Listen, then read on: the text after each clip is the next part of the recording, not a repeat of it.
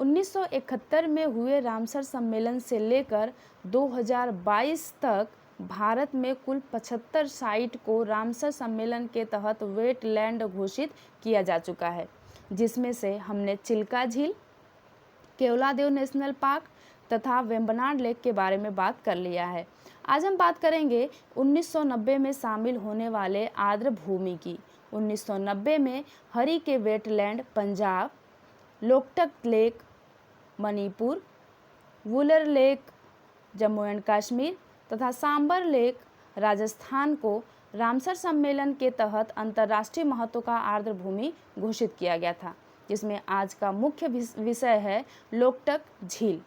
लोकटक झील की खास बात है, यह पूर्वोत्तर की सबसे बड़ी फ्रेश वाटर लेक है, अर्थात इसे पूर्वोत्तर का लाइफ लाइन कहते हैं, क्योंकि हाइड्रो पावर, इरिगेशन मीन्स सिंचाई, drinking water and fishing and agriculture के लिए यहाँ के लोग इस झील पर लगभग पूर्णतः आश्रित हैं। और यदि हम इनके घर की बात करें तो आप देख सकते हैं कि ये अपना घर भी इसी लेक पे बनाते हैं। ये जो ग्रीन कलर है ये फुमड़ीज़ है, और यदि हम फुमड़ीज़ की बात करें तो ये फुमड़ीज़ मास ऑफ वेजिटेशन होते हैं, सॉइल और ऑर्गेनिक मैटर का कंपोजिशन होते हैं। ये इतना जटिल संरचना में होते हैं कि यह जल पे आसानी से तैर लेते हैं, और स्थानीय लोग इसका एक सर्कल बनाकर मत्स्य पालन में इसका प्रयोग करते हैं। और इसका जो सर्कल बनता है इसको पास पास करके इस पे धान की खेती भी की जाती है।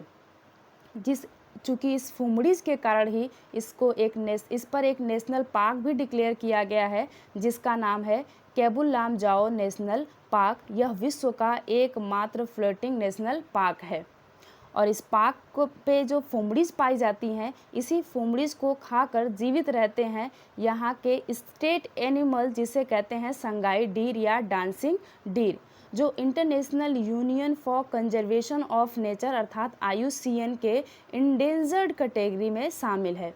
अर्थात इस झील के फुमड़ीज़ पर खतरे हैं, अर्थात चूँकि पर्यटन बढ़ रहा है, पूर्वोत्तर से लगाव भी, अन्य भारत का पूर्वोत्तर से जुड़ाव बढ़ रहा है, जिसकी वजह से यहाँ पे आवागमन और पर्यटन बढ़ रहा है और प्रदूषण भी बढ़ रहा है, और इस कारण यहाँ का वेजिटेशन भी समाप्त हो रहा है और झील भी प्रदूषण की तरफ आगे बढ़ रही है, जिस कारण इस प्रजाति पर संकट प्रारंभ हो चुका है।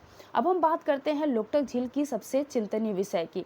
लोकटक झील की सबसे चिंतनीय विषय ये है कि इसे रामसर सम्मेलन के तहत मॉन्ट्रेक्स रिकॉर्ड में शामिल किया गया है।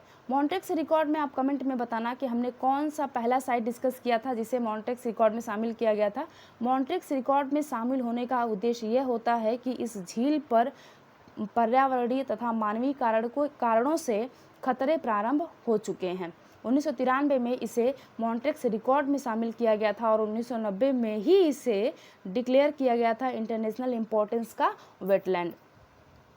और इस झील की अगली खास बात यह है कि यह पूर्वोत्तर की लाइफलाइन कही जाती है। और हाँ, यदि इस पे द्वीप की बात करें तो इस पे बहुत महत्वपूर्ण द्वीप है जिसका नाम है थंगा द्वीप। अब इस झील के लोकेशन को देख लेते हैं। यदि लोकेशन की बात करें तो यह मणिपुर राज्य में अवस्थित है। ये रहा इसका लोकेशन। यहाँ आसपास में देखेंगे तो मणिपुर नदी यहाँ से पास में ही होकर निकलती है, आगे की तरफ दक्षिण तरफ बहती है, जिसका नाम है मणिपुर नदी।